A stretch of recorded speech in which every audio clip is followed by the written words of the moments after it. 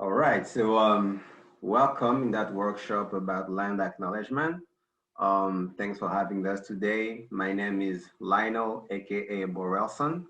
I'm an artist, creative director of African descent from Gabon and Congo, to be more precise, and currently based in Toronto, Canada. And today with me, I have Lena Recollet. Hi, and I am an artist and an educator. I also reside in Toronto. I am from Wikwemkong, unceded territory on Manitoulin Island, which is 7 hours away from where we currently reside. Awesome, awesome.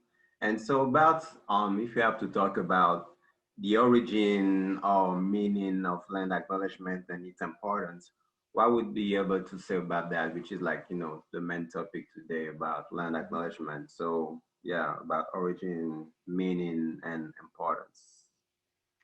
Yeah, so when I think about origin, to me, the origin is in the language. What did the original people who were there call that land, and what came with that name? So today we call land acknowledgements.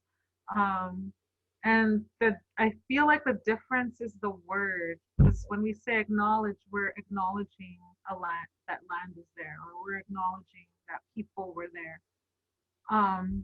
But now, now when I think about origins, I think of it as, it originated in protocol, and when people that didn't reside on those lands were maybe trading.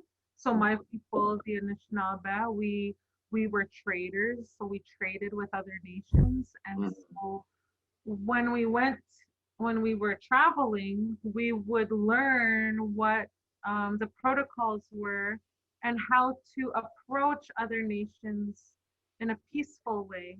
Mm-hmm. And so I feel, to me, that land acknowledgements are peace agreements, um, friendship agreements.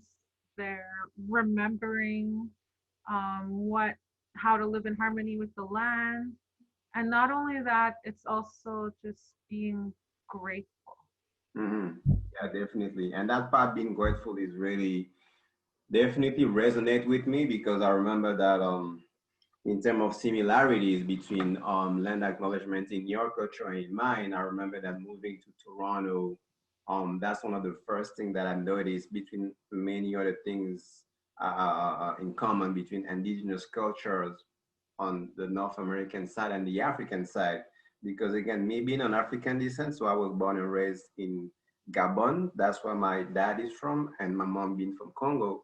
But growing up there, whether it's like big events, ceremonies, or like official events or even parties, so we always had at the very beginning a land acknowledgement, but we don't call it officially land acknowledgement, but we always have at those moments where we take the time officially to pay homage and respect to the ancestors, to the forefathers, and sometimes we even pour some libation, and then that's really like to create a connection and pay respect and actually ask for more blessings from the people that were there before us. And me, I remember that moving to Toronto and learning about the indigenous culture, I was really curious about because being born on June 21st, it is National Indigenous Day. So to me, that was a good sign to actually make sure that in my album, I include some land acknowledgement to show that this new place where I decide to live in, Toronto, that I now call home, I pay respect and I show respect and pay homage to the people that were here before us. And that's when actually I remember that I heard about you because I was online looking for a land acknowledgement because I didn't want to just take what the official government of Canada have put online, on their government website. And for instance, me read it for my album. I really wanted to be really authentic and really show that I took the time to dig deep. So that's why I was like, instead of just doing that, I'm gonna go and try my best to look for an indigenous artist and find an agreement to do that. And that's why I was glad when I was just on Google, found about you, and then I sent you an email and explained the project, and that you decided to actually jump on board. And that's why also I think, yeah, I wanted to know, you, what was your feeling? I remember also that in my approach, I was like, I know that land acknowledgement are usually done a cappella, but me, I was like, I want to include some music to actually create a bridge between our different cultures, because in Africa, we sometimes use percussions and those different type of sound, and that's what I really wanted to bring.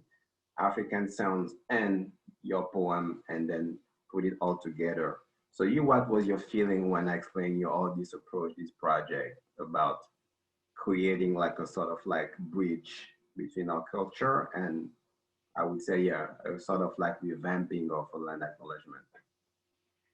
Yeah, so I felt like it served its purpose when I did that. When you did that, because when I did the land acknowledgement, I thought of it as a way of educating, but also in a way of showing other people what is the closest way to show the essence of land acknowledgements, um, originally, like in a way that's um, honoring the original caretakers of the land, the way that we as First Nations people do it, because we don't read off of a paper, we don't pass people a paper.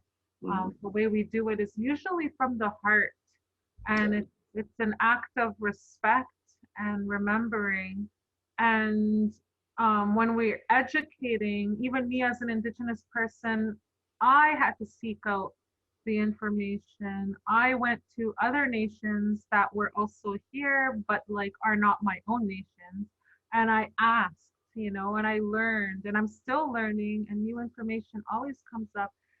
And so when someone like yourself contacted me and you got it, I was like, he gets it, he understands, he's reaching out. And that to me felt like such a huge, I don't even want to say honor, but it was like it was kind of exciting for me. I'm like, he gets it, he's doing it, like Hmm. he's he's learning. And it was very different. It's very different because you're an artist, I'm an artist, Yes. and you said you wanted to put it in the beginning of your album. And yeah, and because it was a poem, it made sense, because I wasn't doing it in like a ceremonial way either.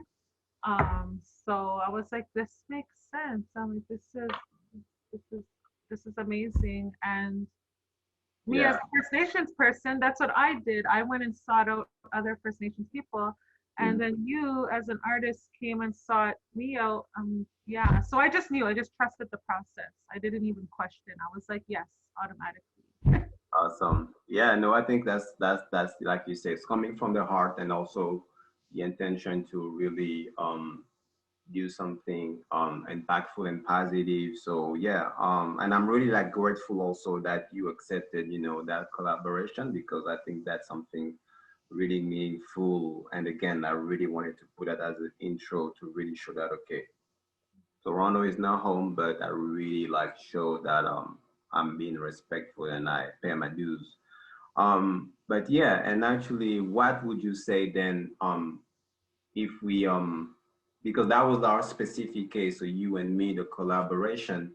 But before we end that workshop by playing actually the track that we built together, what would be actually beyond our specific case, but like a final words, your final words regarding yeah, land acknowledgement and yeah, beyond us, beyond even Toronto, because the people that are gonna be watching this conference might be in Portland, Oregon, in the States, or maybe in other cities in other states. So, what would be your final words regarding land acknowledgement?